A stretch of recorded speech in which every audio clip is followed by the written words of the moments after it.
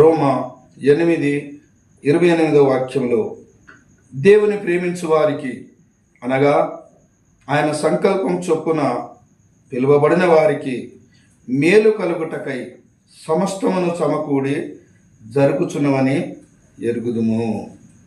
మేము హిందూ కుటుంబంలో పుట్టిన వారము, మేము హిందువులమే. మా తల్లిదండ్రులు చిన్నప్పటి సంది పూజలు చేసేవారు. మేము ఆయా దేవతలకు భూమి మీద ఎన్ని దేవతలు దేవుళ్ళు ఉన్నారో వారందరికీ మేము మొక్కేవారము, తిరిగేవారము, పూజించేవారము. నిజానికంటే మాది చాలా భయంకరమైన వంశము, క్యాస్ట్ నుంచి మేము వచ్చిన వారము. ఎందుకంటే మా చిన్నప్పటి సంది మా తల్లిదండ్రులు, మా వంశపు మా గ్యాంగ్ వారంతా వాళ్ళు చిన్నప్పటి సంది భాగవతాలు ఆటలు ఆడేవారు, నాటకాలు ఆడేవారు. మేము పెద్ద పెద్ద ఆటలు పాటలు మంచిగా రాములేశము, సీతేశము, ఆంజనేయులేశాలు కట్టుకుంటూ ఊళ్ళల్లో మేము ఆడుతూ ఉంటాం. అప్పుడప్పుడు ఇట్లా వేషాలు వేసుకొని కూడా మేము బాజాలో తిరిగి మా పాటలు పాడుతూ భజనలు చేస్తూ మేము చంద ఆడుకునేవారము. మా క్యాస్ట్ బేడ బుడిగ జంగం క్యాస్ట్ మాది. నేను కూడా ఎన్నో వేషాలు కట్టేవాని. రాములేశం అంటే, సీతేశం అంటే, ఆంజనేయుల వేషాలు వేసుకొని తిరిగిన వాళ్ళము. మా వృత్తి మేము ఎప్పటికీ 24 గంటలు ఆ వృత్తిలోనే బతికేవారము. కాబట్టి ఈరోజు నేను యేసుక్రీస్తు ప్రభులోనికి రావటము గురించి నా సాక్ష్యము కొంచెము మీ అందరికీ పంచుకున్నారని నా ఉదయపూర్వకంగా మీకు తెలియజేస్తున్నాను. నా పేరు వెంకటేష్ అనే మొదటి నా పేరు. మా తండ్రి కొండయ్య, మా అమ్మ జంగమ్మ. మా తల్లికి మేము 4 కొడుకులము. నేను మొదటి వాడిని, పెద్దయనని. నా వెనుక ఇంకా 3 తమ్ముళ్ళు, ఒక చెల్లి. నా 2వ తమ్ముడు తిరుపతి, 3వ తమ్ముడు శీను, 4వ తమ్ముడు మహేష్, మా చెల్లెలు అలవేల అని అన్ని ఆ పేర్లకు ఉన్నవారం. ఇప్పుడు ప్రభులోకి వచ్చినాక యేసు ప్రభు ఆయన ఇచ్చిన పేరు, నా పేరు విజయ్ అని నా పేరు దేవుడు ఇచ్చిండు కనుక ప్రభులోకి వచ్చినాక నా పేరు విజయ్గా మార్చుకున్నా. మొదటి పేరు అయితే వెంకటయ్య నా పేరు. కాబట్టి మరి నాకు వివాహం అయింది. నాకు ఒక భార్య, నాకు ఒక కుమార్తె మొదట. ఆ తర్వాత కుమార్తె వెనుక ఒక బాబు జన్మించినాక ఆ తర్వాత బాబు మరణించిండు. ఇప్పుడు చివరికి నాకు ఒకే ఒక కుమార్తె, నాకు ఒక బిడ్డ ఉన్నది. మేము ఇలాగా తిరుగుతూ ఇలాగా బతుకుతూ ఉండేవారము. మా ఇంట్లో నా తమ్ముళ్ళు 2 హ్యాండిక్యాప్. నా తమ్ముళ్ళు ఎవరిద్దరు హ్యాండిక్యాప్ అంటే ఒకడు కట్టెలతో నడుస్తాడు, 2 కట్టెలు పెట్టుకొని సంకలు పెట్టుకొని నడిచేవాడు.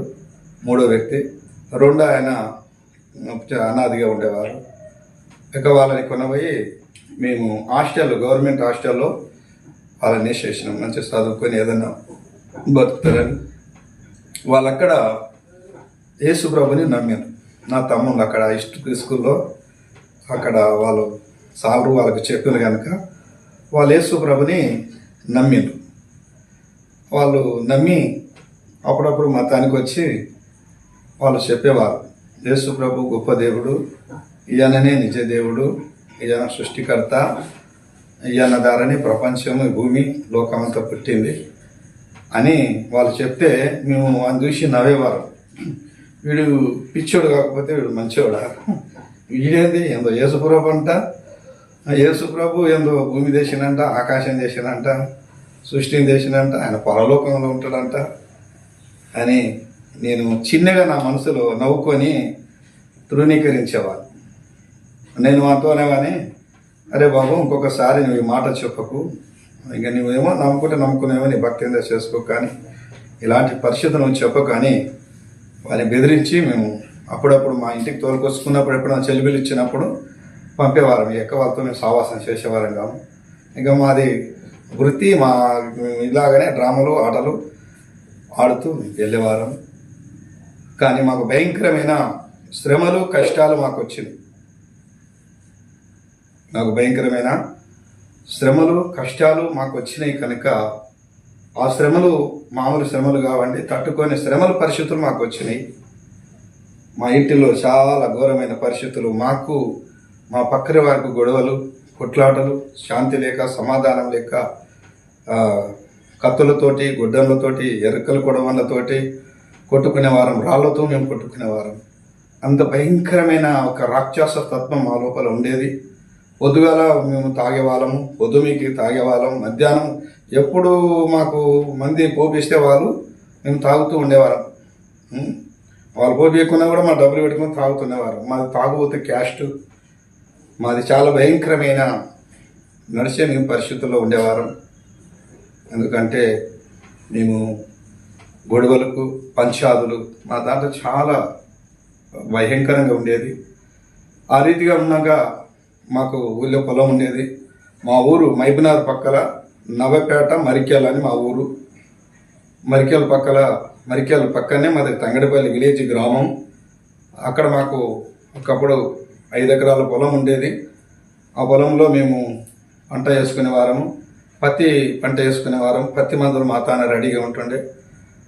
మేము అట్లా బతుకుతూ ఉంటే మా నాయనకు, మా అమ్మకు, మాకు ఫుల్లు గొడవ. పొద్దుమిక్తే తాగడమే, మా డాడీ పొద్దుగాల తాగడమే, మధ్యాహ్నం తాగడమే. తాగి వచ్చి మా అమ్మని కొట్టడము, మా అమ్మని హింసించటము, మా అమ్మని బాధ పెట్టడము జరుగుతుండే. నాకు కోపం వచ్చి మా అమ్మని కొడితే నేను చూడలేక వెళ్ళిపోయి మా నాయనని కొట్టేవాని, మా నాయనని కూడా బాధ పెట్టినవాని. ఇక మా నాయన నన్ను కొడతామని ఆయన కేసులు పెట్టడం, పంచాదులు పెద్ద పెద్ద వాళ్ళని తోలుకొచ్చి, ఆ ఊళ్ళో సర్పంచ్ తోలుకొచ్చి పంచాదులు పెట్టడం. ఇక నేను చేస్తా అంటే నేను చేస్తా, మేము సాగులే కోరుకునేవారు. చివరికి మా గొడవలకు, మా నాయన మా అమ్మ గొడవలకు మేము తట్టుకోలేక మేము బయటికి వెళ్ళి ఇక్కడ హైదరాబాద్ వచ్చి బతుకుతున్నాం. నేను, మా భార్య, మా అమ్మ మా నాయన ఊళ్ళో ఉన్నారు. మా అమ్మని మా నాయన కొడితే ఆ బాధకు తట్టుకోలేక ఆ పురుగుల మందు, పత్తి మందు తాగి మా అమ్మ మరణించింది. రైతుల మా అమ్మ మరణించినాక ఇక నా జీవితం చాలా భయంకరంగా, నేను బాధలో, శ్రమలో, ఏమి రాళ్ళతో ఎట్లా అంటే అట్లే నేను నా రొమ్ములు కొట్టుకొని నేను బతకొద్దు కూడా, నేను కూడా సావాలని వేసుకొని మా అమ్మని పోస్ట్ మాప్ మాది పరిగికి ఇలా తీసుకెళ్ళిపోయింది. అక్కడ పోస్ట్ మాప్ జరిగింది. తీసుకొని వచ్చినాక ఇంకా చుట్టుపక్కల ఊళ్ళో వాళ్ళు భయపడిండ్రు. నాకు వీడు మామూలుడు కాడు, వీడు ఎవడు చెప్తే వీడు తండ్రిని చంపేస్తాడు ఎప్పుడు అని అందరూ నా మీద కట్టుకొని ఉన్నారు. నేను కూడా ఆలోచన చేసి మా అమ్మతో పాటు మా నాయనని చంపి సమాజేతమని ప్రయత్నం చేసినా కానీ మళ్ళా వీళ్ళు మా పాలే చూసారే, మీ నాయన తెలిసే తెలియకుండా మీ అమ్మని కొట్టి చంపిండు. ఇప్పుడు నువ్వు కళ్ళారా చూసుకుంటే మీ తండ్రి నువ్వు చంపితే నీ జీవితం లైఫ్లో పనికిరాదురా. వాని పాపం వాడే చూసుకుంటాడు, దేవుడే చూసుకుంటాడు. నువ్వు మీ నాయనను చంపొద్దు అని అంటే ఇక నా కోపం నేను మింకొని అలాగ మా నాయనని వదిలిపెట్టిన. ఆ తర్వాత మళ్ళీ మా నాయన తాగి మళ్ళీ మమ్మల్ని బాధ పెట్టి, మా అమ్మ చచ్చిన 1 సంవత్సరం దగ్గర మమ్మల్ని బాధ పెట్టిండు. మా నాయన కూడా చనిపోయాడు. వాళ్ళిద్దరు సమాధానం అయిపోయినాయి. ఇక నేను ఇంటికి పెద్ద ఆయనని, నా ప్రెగ్నెంట్తో మా భార్య ఉన్నది, గర్భంతో ఉన్నది. ఇక అప్పుడు నా పరిస్థితి చాలా భయంకరంగా అయింది. మా అమ్మ చచ్చిపోయింది, నాయన చచ్చిపోయింది. ఇంటికి పెద్ద ఆయన నేను, 2 తమ్ముళ్ళు హ్యాండిక్యాప్, మా చెల్లెలు చిన్నది, నా తమ్ముడు చిన్నోడు. 3 తమ్ముళ్ళు, 1 చెల్లెలు కనుక వాళ్ళు చిన్నగా ఉన్నారు. నేను ఏమి చేయాలి అని ఇక నేను తట్టుకోలేని పరిస్థితిలో మా నాయనని నేను ఒకప్పుడు తిట్టినవాని, కానీ వాళ్ళు చచ్చిపోయినాక ఇక నేను తాగడానికి స్టార్ట్ అయిపోయాను. ఎందుకంటే మంచిగా ఉన్నప్పుడు ఎంతోమంది మా తానికి వచ్చిండ్రు, ఎంతోమందికి మేము ఆదరించినాం, ఎంతోమందికి మేము అంతే మా ఇంట్లో తినిపోయారు.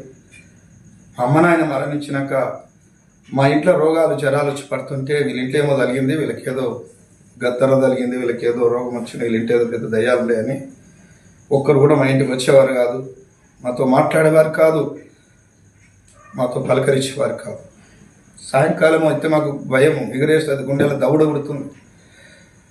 ఏం చేయాలో మాకు ఎవరు లేరు, మా భార్య నేను తప్ప ఎవరు లేరు, మా బంధువులు కూడా ఒక్కరు కూడా అందరూ వెళ్ళిపోయారు. మా నాయన సమాధి అయిపోయిన వెంటనే అందరూ వెళ్ళిపోయారు. ఇక నాకు తట్టుకోలేక ఒక డబ్బా తీసుకొని ఊళ్ళకి వెళ్ళిపోయి, అసలు మీ నాయనకు తలగూరి ఒకటి నువ్వు బయటికి వెళ్ళొద్దంటే కూడా ఇక నాకు పని పరిస్థితి కాదని ఊళ్ళకి వెళ్ళిపోయి గుడమ్మ సార తెచ్చుకోనాలే, నీళ్ళు తాగినట్టు నేను ఇంత తాగాలి, మా భార్య కూడా తాపిన.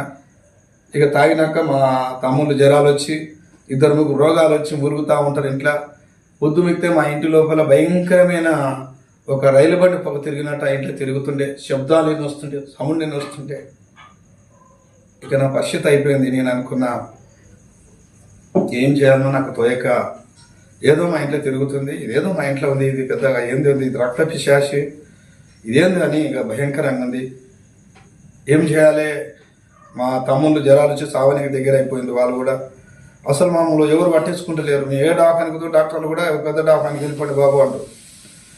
ఈ పరిస్థితి కాదు అని ఇక నేను ఆ వారం రోజులు ఫుల్ తాగుతూ ఆనే ఉన్నా. ఆ తర్వాత వారం వెళ్ళినాక నా తమ్ముళ్ళు మా భార్య కుటుంబాన్ని తలుకొని హైదరాబాద్ ప్రాంతానికి నేను తిరిగి మళ్ళీ వచ్చేసి, మేము ఇంతకాలం ఒకప్పుడు హైదరాబాద్లో బాగులింగంపల్లి బతికే వారం. అదే ప్రాంతానికి వెళ్ళిపోయి మరి అక్కడ గుడిసెలు వేసుకొని కొందరు ఉంటే మేము కూడా ఒక గుడిసె వేసుకొని అంబేద్కర్ కాలేజ్ పక్కల బాగులింగంపల్లి పాలమూరు బస్ స్టాండ్, ఇప్పుడు అక్కడ ఇల్లు కట్టబడింది కానీ అప్పుడు గుడిసెలు వేసుకొని బతికినాం.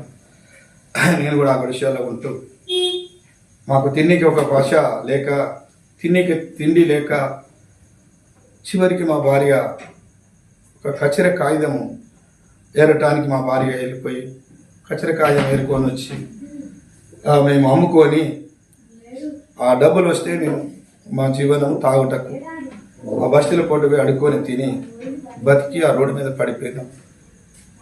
ఇక నా జీవితము తాగడానికి బానిస నేను అయిపోయినా కనుక ఇంకా చెప్పాలంటే సమయం చాలా ఉన్నాయి చిన్నవి, కానీ ఇక నేను ఇప్పుడు చివరికి కొంచెం మధ్యలో నీకు వచ్చేస్తున్నా.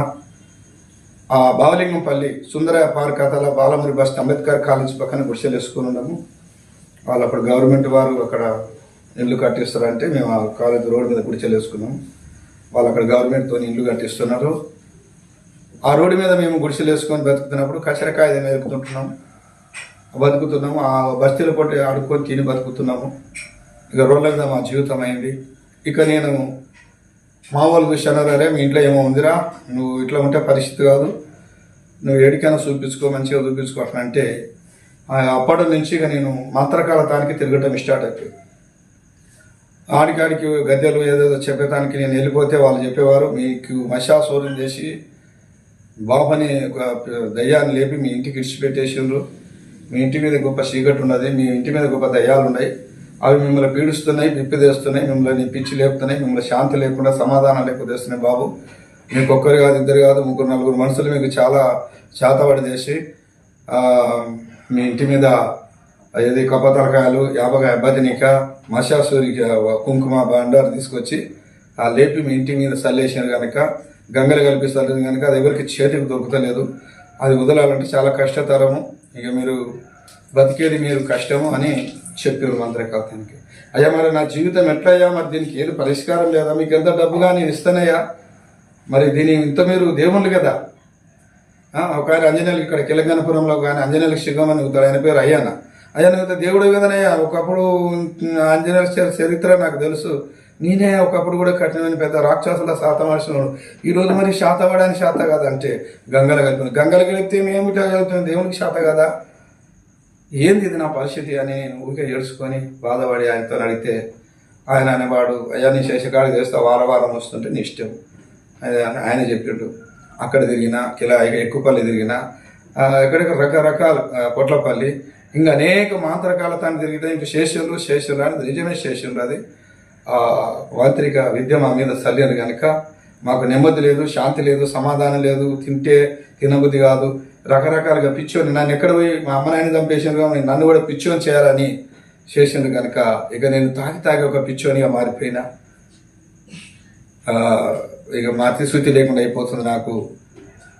సుందర పార్కు అక్కడ చిక్కడపల్లి కళ్ళు కంపెనీ ఉంటుంది అతని పక్కన, ఆ కళ్ళు కంపెనీకి వెళ్ళి పొద్దుగాల కళ్ళు తాగాలి. అనేక తిరిగినప్పుడు వాళ్ళు ఒక ఆయన అదే తెలంగాణ ఆయన చెప్పిన ఆయన అన్నాడు, బాబు ఇది నేనెంత నీకు మందలిచ్చి నీకు నిమ్మకాయలు ఇవన్నీ ఇస్తే కూడా అది నీకు దిగుతలేదు. నేను ఇక్కడ దిగబడితే మళ్ళీ అక్కడ ఉన్నాడో వాళ్ళు ఎక్కిచ్చేస్తున్నారు. మళ్ళీ అది పరిస్థితం కాదు. నీవే కొన్ని మంత్రాలు నేర్చుకుంటా అంటే చెప్పు, నీకు నేర్పిస్తా. నీకు చదువు వస్తే పెన్ను తీసుకొని బుక్ కూర్చో రాసుకో. ఒక్కొక్క మంత్రం నీకు కొన్ని మంత్రాలు బిగైన మంత్రానికి పట్టిస్తా. ఆ మంత్రాలు నేర్చుకొని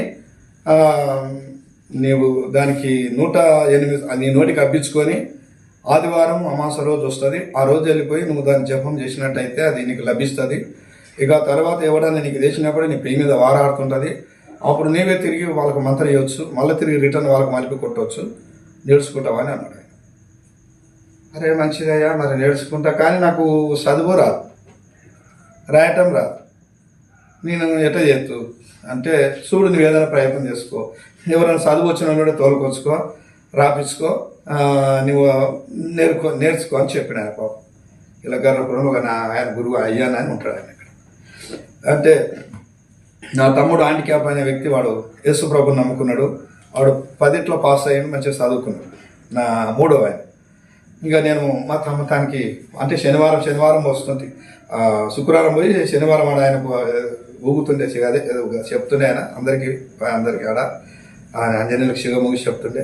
మళ్ళా నేను శుక్రవారం పోయి శనివారం పొద్దున్నకి ఆదివారం వస్తుంది. మా తమ్ముడు చర్చికి పోతుండే ఒకడు. ఎవరు? మా తమ్ముని పేరు శ్రీనివాస అని హ్యాండిక్యాప్.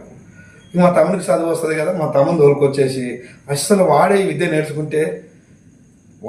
నేర్చుకున్నానుకో ఇంకా నాకు పర్వాలేదు, వానికి ఇంకా చదువు వస్తుంది, ఇంకెమ్మడే వానికి నోటికి అవుతుంది అని. సరే అయ్యగారు, మరి ఆయన మరి నిజమే మా తమ్ముడు ఉన్నోడు తోలుకొస్తాడు, మళ్ళీసారి తోలుకొని రా, బుక్ పెన్ను తీసుకున్నా, మొత్తం నీకు నేర్పించేస్తా అని చెప్పి నేను. నాకేమో డబ్బు నువ్వు ఇవ్వకుండా సరే నీకు దయ కొడితే తర్వాత ఏమైనా పెడుతూ పో అని చెప్పాను. చాలరా బాబు, ఇక ప్రాణాలు పోతుంటే ఏమంటొస్తాడు, ఇవన్నీ పరిస్థిత అని నా మనసుకు అనుకొని బాధపడుతున్నప్పుడు మా తమ్ముతానికి వచ్చి నేను అన్నా, అదే తమ్మేసి నా మాట వినరా నాయన అని ఇల్లు ఆరిపోతుంది, చనిపోయిండు, ఇద్దరు అన్న పోయిండు, తండ్రి పోయిండు, తల్లి పోయిండు, మనం కూడా సాగు బతుకులం అయిపోతున్నాం, మనం కూడా బతుకము, ఇప్పుడు చూసిన రోగాలు ఉన్నారు. నీవు నా మాట వినిద్దా, ఆడికి అయ్యా నాయన ఉన్నాడు, ఆయన మంత్రకాడు, ఆయన తానికి వెళ్ళిపోతే ఆయన మంత్రాలు నేర్పుతున్నాడు. నువ్వు అన్నీ చదువు వస్తావు కనుక బుక్ మీద రాసుకొని నువ్వు నేర్చుకుందువు. తర్వాత ఏమన్నా అయితే నీవే మాకు మంత్రం ఇచ్చి ఇస్తావురా, మంచిగా కూర్చున్న దాన్ని ఎట్లా చూస్తే హ్యాండిక్యాప్ 10 మందికి నీవే సహాయపడుతావు మంచిగా దారాన్ని. నేను పిలిస్తే వాడు అన్నాడు, చూడన్నా నేను ఆ మంత్రాలకు తంత్రాల కాడికి నేను రాను, నేను నిజమైన దేవుని నమ్ముకున్నా. యేసుప్రభు గొప్ప దేవుడు, ఆయన దానికి ఏది ఆయనకు తట్టవు. ఆయనకు మీరు నా మాట విని మీరే రాండి, చర్చికి రాండి. చర్చికి వచ్చినట్టయితే ఈ మంత్రాలు ఏం చేయవు, తంత్రాలు ఏం చేయవు, ఇవన్నీ ఏం చేయవన్నా దా అంటే ఇక నాకు బగ మండిపోయింది మొత్తం శరీరం అంతా. నీ మనసులో ప్రాణాలు పోతున్నాయిరా బాబు, అమ్మ చచ్చిపోయింది, నాయన చచ్చిపోయింది, అందరి పిచ్చోరమైపోతుంటే నీవేమో నా యేసుప్రభు గొప్ప దేవుడు, ఆయన అందరికంటే పెద్ద దేవుడు, మీరు ఆయన దానికి రండి, నా మాటని, మీకు ఇవన్నీ తక్కువైపోతాయి, మీరే మంచిగా అవుతారు అని మాట్లాడుతున్నాయిందిరా, నువ్వు పిచ్చోడవా, నీకేమైనా ధమాకుంది అనేది. కానీ ఇక నాకు కోపం వచ్చి మా తమ్ముని ఎట్టు పడితే అట్లా తిట్టేసిన. అసలు నువ్వు ఎక్కడ దేవుని నమ్ముకున్నావురా, ఈసారి ఈ దేవుడు అంటే ఈ దేవుని నమ్ముకునే పరిస్థితితోనే ఈ రీతి మన పరిస్థితి ఇట్లా వచ్చేసినారా బాబు, మర్యాద నువ్వు వస్తావా రావా అని చెప్పి.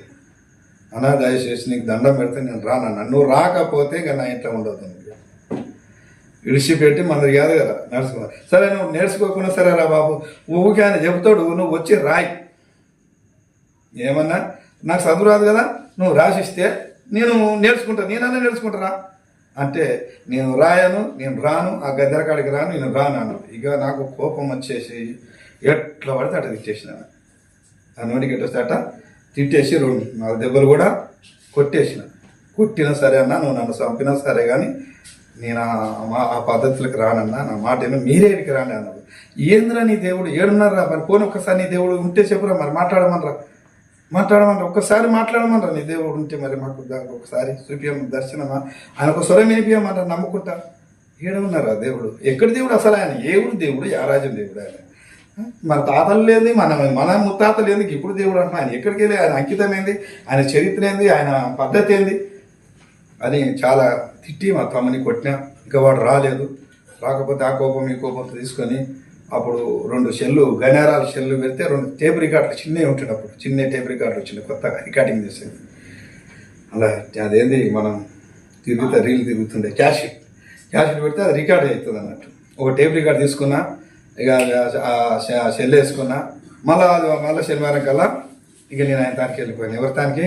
మంత్రకారి తానికి వెళ్ళిపోయి, అన్న అయ్యా మా తమ్ముడు రాడంట, వాడు ఏమో దేవుడు నమ్ముకుంటే ఏందో యేసుప్రభు అంట, యేసుప్రభు ఎక్కడ దేవుడో మాకు తెలియదు, ఆ దేవుడు నమ్ముకుంట రాడంట అయ్యా ఇవన్నీ అంటే, వాళ్ళకి ఎట్లా చెప్తారో వాళ్ళన్నీ వాళ్ళ మతం అట్టు ఉంటుంది అని ఆయన కూడా అన్నారు. సరే ఇప్పుడు ఈ టేప్ రికార్డింగ్ చేసి నేను ముందర పెడతా, మాత్రమే మంత్రాలను చదివినాక ఇవన్నీ అలా రెండుకుంటాయి కదా.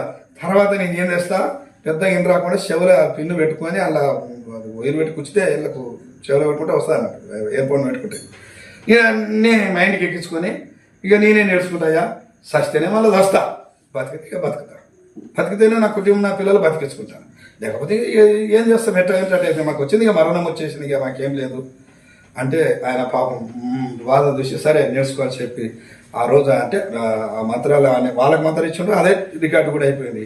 ఆయన లాస్ట్కి 20 మంత్రాలు 20 దంటకాలు 20 మంత్రాలు మంచి మాంత్రిక విద్యలు ఆయన చదివితే అందులో రింపుకొని ఇక నేనేం చేసిన, ఇక ఆయన దానికి ఆయనకు కాలు గిట్ట మొక్కి అప్పుడు కాలు మొక్తుంటే ఆయనకు వాళ్ళకి చేస్తుంటే పూజలు తిరిగి మళ్ళీ వచ్చేసి ఇక ఈ సుందర పార్క్ కాడ బావలింగపల్లి సుందర పార్క్ శమాన్ ఉంటుంది ఆడ.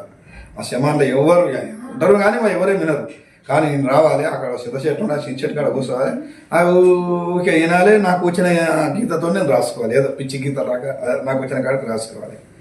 అట్లా నేను కొన్ని రోజులు శ్రమపడి బాధపడి నేను 18 మంత్రాల వరకు నేర్చుకున్నా. దాని వరకు 18 మంత్రాల వరకు నేర్చుకున్నా. ఇంకా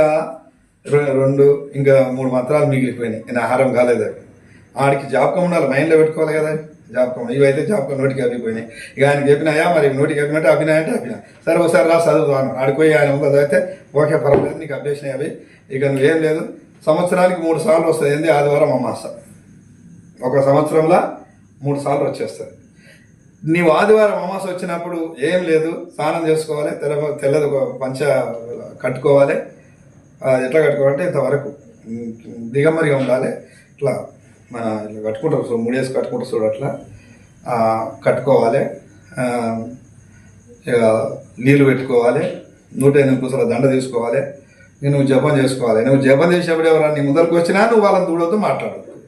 ఆ మంత్రాలు అయిపోయినంత దగ్గర నువ్వు ఎవరితో మాట్లాడదు, ఎవరితో పలకరియొద్దు అని చెప్పి, ఎట్లా చేయాలబ్బా ఇంత పూర్తి ఏడవై కూర్చోవాలి అని ఆలోచన చేస్తే నాకు జ్ఞాపకం వచ్చింది. ఒకప్పుడు ఇక్కడ మైపునారతల ఊరతల ఇది కోయిలకొండ అనే ఒక గ్రామం ఉంది. ఆ కోయిలకొండ అక్కడ పెద్ద ఒక దేవత, అక్కడ కూడా జాతరలు జరుగుతాయి. ఆ కోయిలకొండ పక్కన ఒక గట్టు ఉంటుంది, రామకొండ గట్టు అని ఉంటుంది. ఆ గట్టున ఏమిటంటే ఆదివారం అమావాస్య రోజే జాతర తాగుతుంది. అక్కడ ఉత్తర రోజులు తాగవు, ఆదివారం అమావాస్య రోజు జాతర తాగితే అక్కడ మాత్రకాలు చాలా మంది వస్తారు. అందరూ అక్కడ వాళ్ళ పని అదే, ఎవరు విద్యలు వాళ్ళు నేర్చుకుంటుంటారు అన్నట్టు. దొనాలు కూర్చొని చెట్ల ఎక్కడంటే అక్కడ కూర్చొని నేర్చుకుంటుంటారు రైతులు.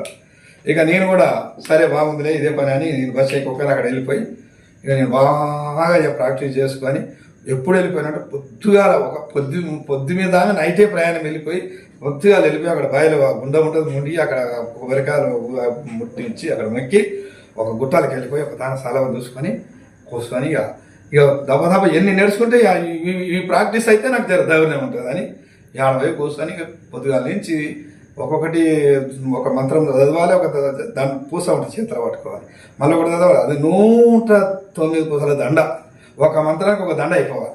ఒక పూసకు ఒక మంత్రం, పూసకు ఒక మంత్రం చదవాలి. అంటే అది 109 సార్లు జపం చేస్తే అది మనకు లభిస్తుందని ఆయన చెప్పారు.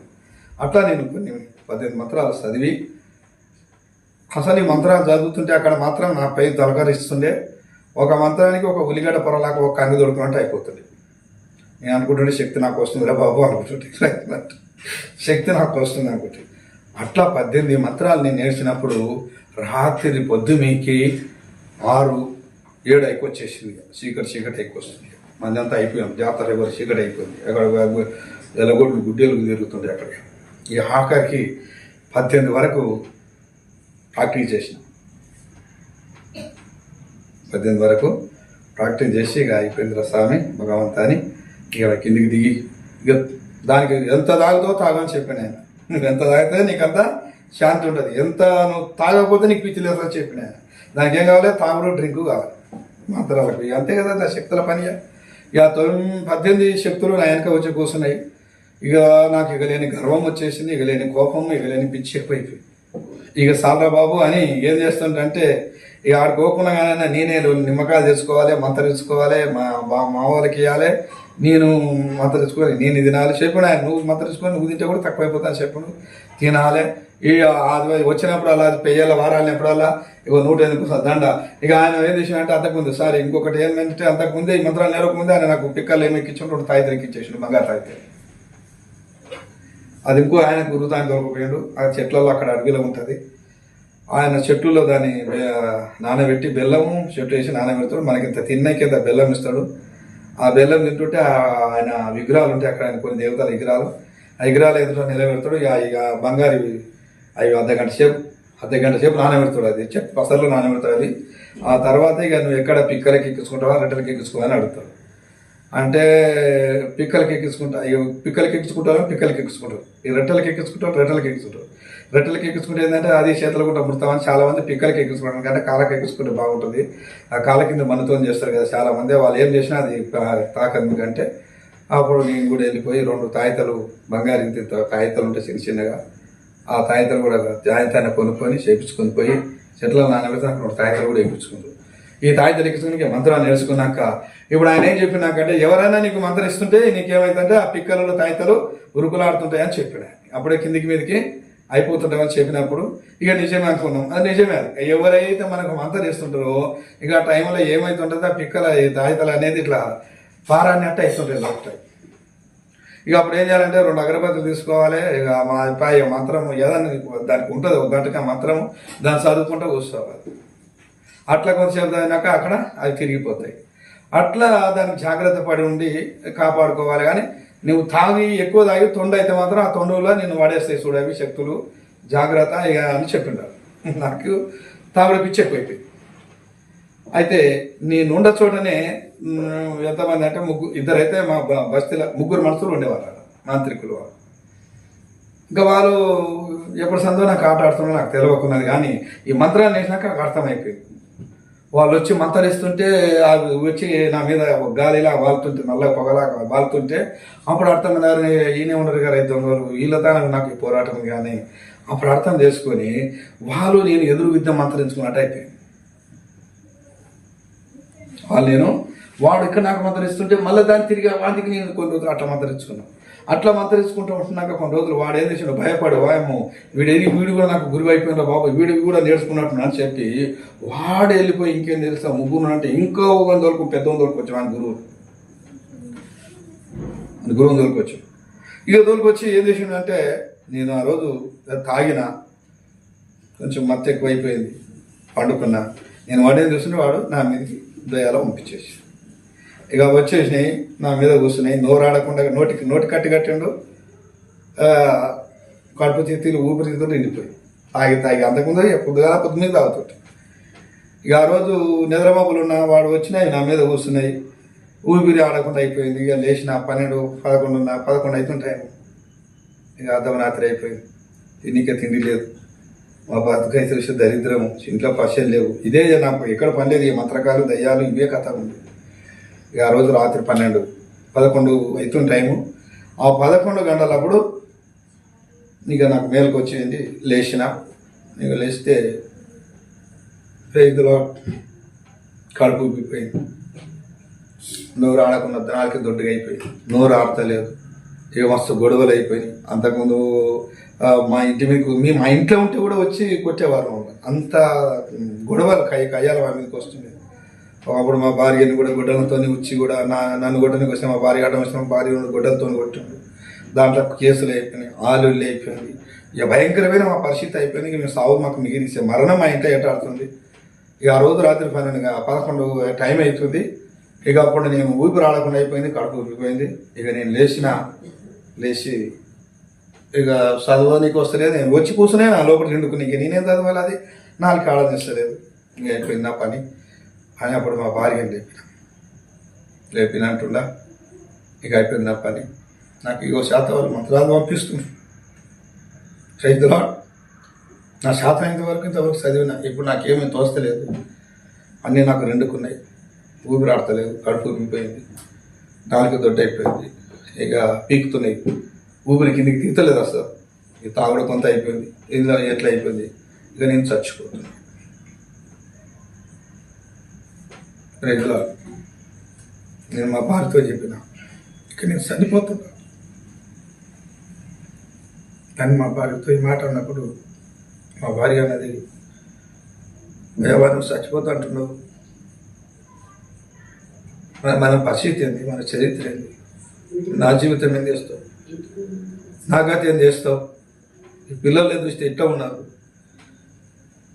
ముగ్గురు తమ్ముళ్ళు నీకున్నారు, ఒక చెల్లెలు నీకు, ఒక తమ్ముడైతే పరారా వెళ్ళిపోయాడు, ఒక చెల్లెలు ఉంది, ఇంకా ఇద్దరు తమ్ముళ్ళు ఉన్నారు, మనకు ఒక బిడ్డ పుట్టింది, వీళ్ళ గతి ఏం చేస్తావు, ఏం చేయాలి, మరి ఏంది మన పరిస్థితి అని మా భార్య అన్నప్పుడు నేను ఒకటే అన్నా,